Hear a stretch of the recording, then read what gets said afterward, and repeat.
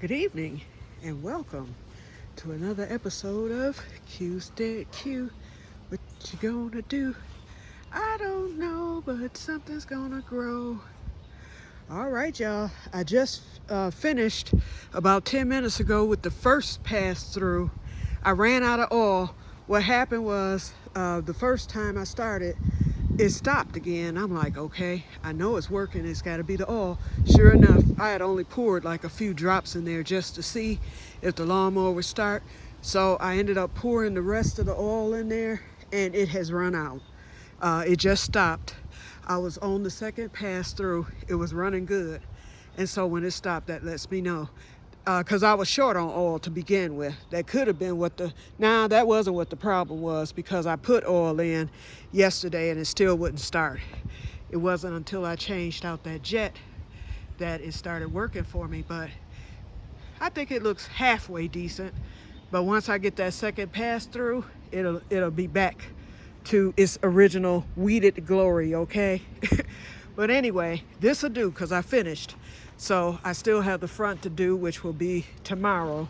I'm gonna wait till tomorrow. I'm gonna go to Home Depot and get the Toro oil, which is it's a full tank of what your lawnmower needs.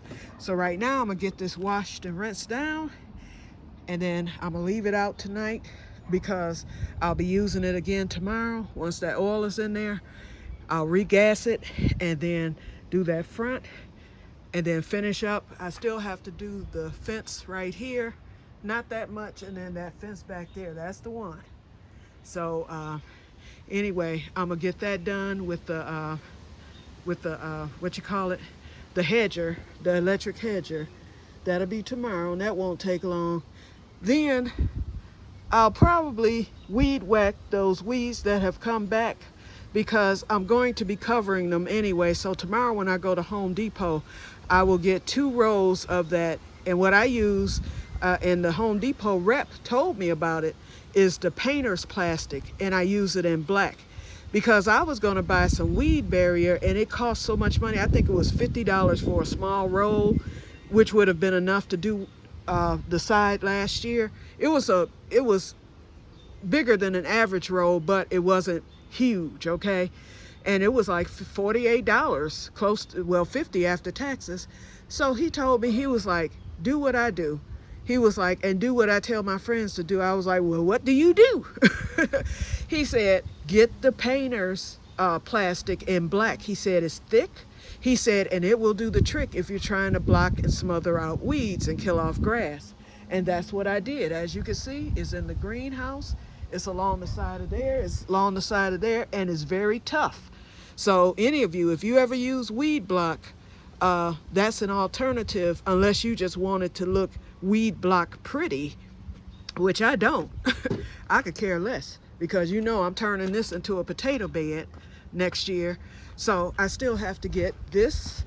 I'm gonna redo the air conditioner thing, because this, I run out, and as you can see, it just looks horrible. So I at least want to get it laid neater to where no weeds can come through. This is the area that I had done before, and as you can see, the weeds came back. I'm gonna keep that hosta that's over there, but everything else is getting lit up, okay? This fence is horrendous, so I will get that squared away as much as I can, because a lot of it is on the other side, but what's on my side will get cut. Same as with this right here. Believe me when I tell you that up until last year, when I got my trees cut and my new neighbor got his trees cut back in December, it was worse than this. I had trees, in fact, you can see, look at there, my gutters. I need to get my gutters clean. Somebody's gonna have to climb a ladder. I got trees growing out my gutter right there. I just noticed that. But anyway, it was so bad. We had trees hanging over both of our houses, and his roof just got replaced. So I'm assuming that that one tree that was hanging over his roof and my roof too probably damaged his, because it was on top of his, but it hung over mine. I still have one hanging over mine, but they did chop some of it. But these trees grow so doggone quickly. Okay, so I'm gonna get along here, all that, and all this is gonna be covered in that same tarp. All this down here, down this little pathway, I'm gonna take those bricks and I'm gonna move them somewhere else, or either I might put them on top of the tarp, you know, just to make a little pathway. But yeah, we got to get this looking a lot better. Behind the flowers, I have to get back there. You can see the bush back there, and that's from weeds. That fence behind the shed, I've got to come along that a little bit. It's not much there, but it's enough to where I can see it from this side, but on the other side, it's right down at the end. So I'm gonna get that. All this is gonna be cleaned up. So then, you know, I've still got to wash my patio furniture. I haven't done anything, and here we are into summer now, pretty much. Oh, and then I'm gonna do that right there. And then, of course, y'all know I'm gonna get this side of the greenhouse finished, and behind, and that fence line back there. And then I'm gonna do right there where those rocks are by the tree and my signs. I'm gonna get that covered. I'm gonna take the rocks out, cover it with the plastic to block off the weeds, and then cover it back with the rocks. I meant to show y'all this yesterday. Well, y'all know my green beans are doing good, and I like how this panel, the green beans are strong enough to push the panel up, and we have plenty of room still, because they're bush beans. They're not going to get too much taller than what they are now, so I'm satisfied with that. Okay, my new crops, the eggplants and the cauliflower. Let's check that. Yesterday I peeked in there, but I didn't open it up, so let's open it up. But I think I saw a cauliflower head. Either that or I'm imagining things. Okay, so the eggplant, just lost a leaf, but I've got a new one coming in, and it was like that the other day. So they're doing good. They're not stressed. And there is dirt under the hay. Okay, this one's starting to wrap. That one has a head. So y'all tell me, I have never in my life grown cauliflower. I've tried it, I've attempted it. I've never done well with it. The one I had this year, it came along and then the squirrel ate it, so I couldn't even get to phase 2. This is definitely at phase 2, if not phase 3. So somebody tell me, what does it need? What amendments? What should I do? I don't want that head to die off. I want to be successful at growing my very first cauliflower. See it? Wait, hold up. There it is right there. Okay, so let's cover this back up. I figured it had a head the other day because the leaves were wrapped. And I think the leaves will probably wrap back up as it grows. But I don't want to do anything to mess it up. So what should I do for fertilization? This is amended soil, but it may not be amended with the correct nutrients that the cauliflower may need. So if you have grown cauliflower and you have amended your soil, did you just use the basic I almost said 3, 2, 1. I'm thinking of barbecuing, okay? Did you use the basic, just bone meal, blood meal, you know, worm castings, the regular stuff that we use? Did you use that? Or is there anything special for cauliflowers? And I will look at YouTube University too, just to see, but you know, I rather hear it. I value you guys' opinion a lot more than a stranger's, okay? Alrighty, so basically this is it. We can go in the greenhouse, but it's really nothing different in here. Going in here will help me remember to close it up. Okay, I need to clean, so that's another chore I have to do. I need to get it clean in here. It's getting out of control, y'all. So I'm gonna organize it. Grow joyfully. Once again, I saw how you got yours organized, and I was like, you know what, I need to do the same with mine because it has gotten out of control already. I'm still waiting on my mojito mint. It did not come on today, and the tracking says the same thing. Shipping label created. Okay, I ain't playing. They better not play with me. Don't be waiting till it's harvest time to send my little plant, because I done paid for it. It was cheap, but nevertheless, that's not the point. Okay, I want my mojito mint so I can enjoy a little of it this summer, because you know it's going to be a baby. You already know that. Okay, so everything's coming along good. Oh, I don't want my strawberry to move to the floor. Nope, get right back into your little safe spot so I don't step on you later. Okay, so we're doing good in here today. Let's check on the tomatoes to see if there's any progress on the growth. A little bit. Looking good. Where's that other one? Okay, we had 3 here and we had 2 I think over here. Where are they? Okay, wait a minute. Oh, here they are. Here they are. Yeah, they're still little. So, yep. So that they're doing good. So I'll get this. I'll do some pinching off. See down there, I got new suckers coming in. I can do that right now. Okay, and then this one, I'm waiting for it to start developing. I'm thankful for those tomatoes. And my okra is it is the jambalaya okra. 2 of them died, but my 3rd one survived. Thank you, Jesus. Those 2 back there are white okra, and then I got a white okra right here. They're going real slow, but next week when it heats up, they'll probably take off. Okay, so I'm waiting on that. Got a new squash flower, y'all, but I'm gonna let that one stay for a while.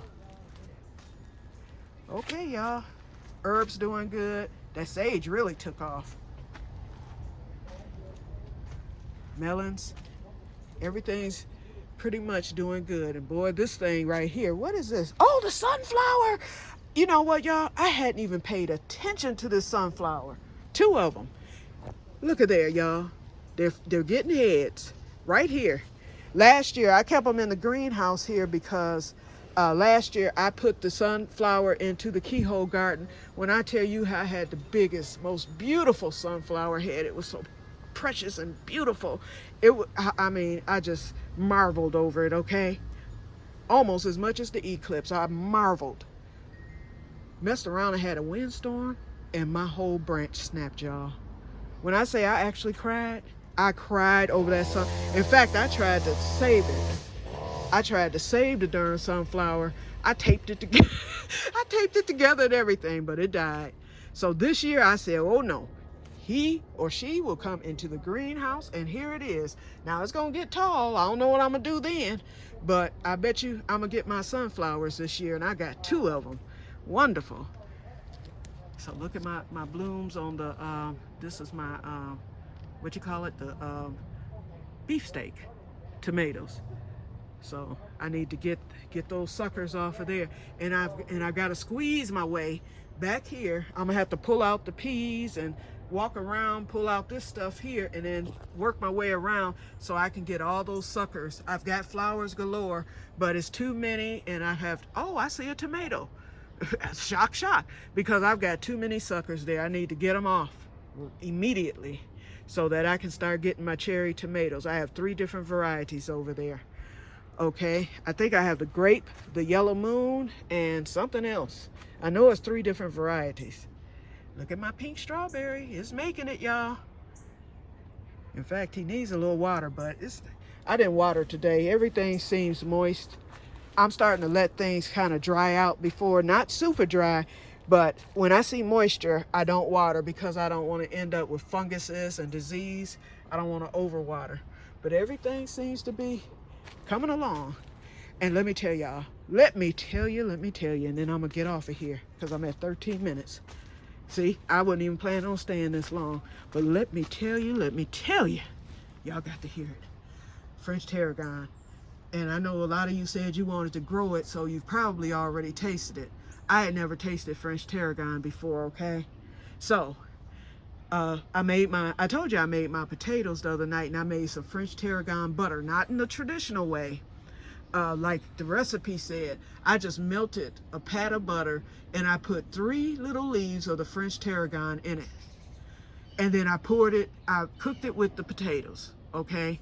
Then, at the end, I added like a little more butter into the skillet while I was smothering them because I wanted the flavor to hit. And I put a little bit more, I took a whole little stalk of the French tarragon, and you pull the leaves off by the grain.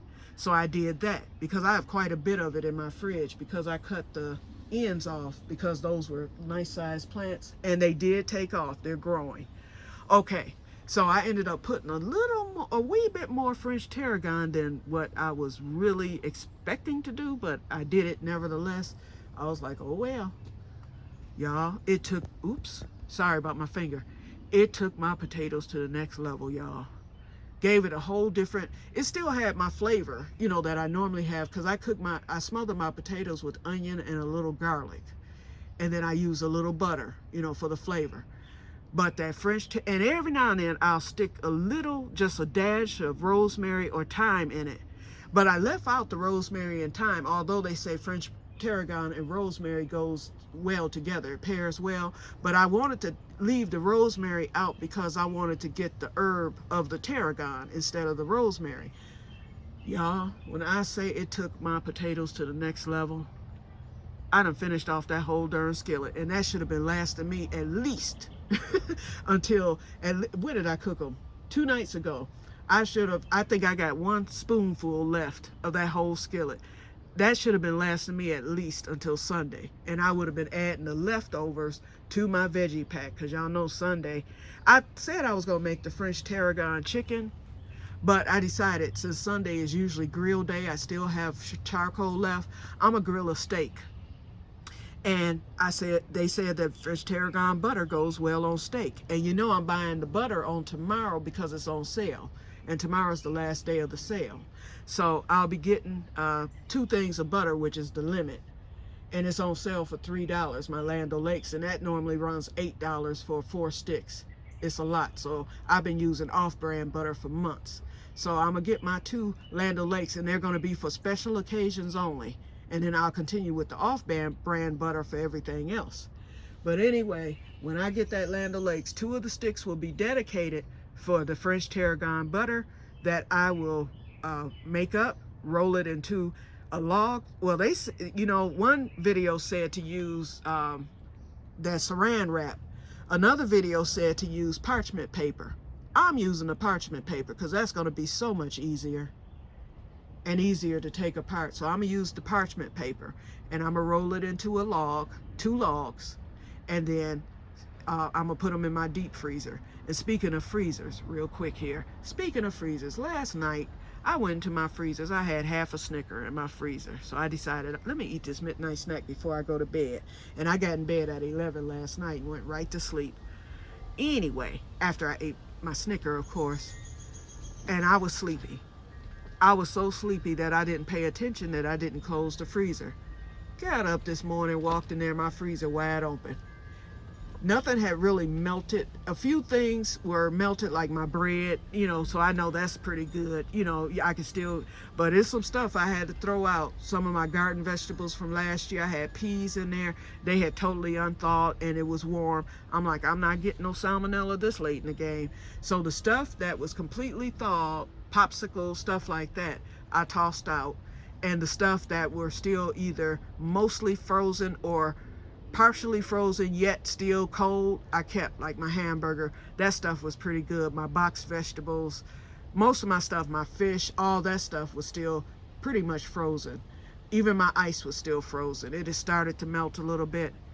And so I dodged a bullet, okay? Because it had been one of them days where I had slept a few more hours, I would have been in trouble. So I caught that at 8 this morning, and I went to bed at 11. So probably nothing was probably bad, but you know, I just didn't want to take any chances.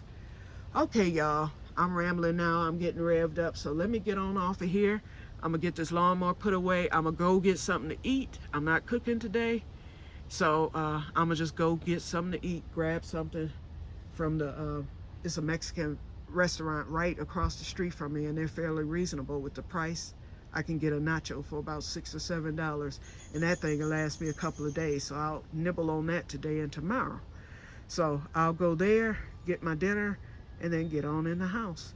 So I'm thankful for what was done today, and like I said, tomorrow, I cut it on 3, that's why it's gonna be 2 pass-throughs. So I cut it on 3, that's why it still looks weedy and whatnot. It doesn't look the best, but it looks better. But tomorrow, I will drop it down to either 1.5 or 2, since the grass is now lower.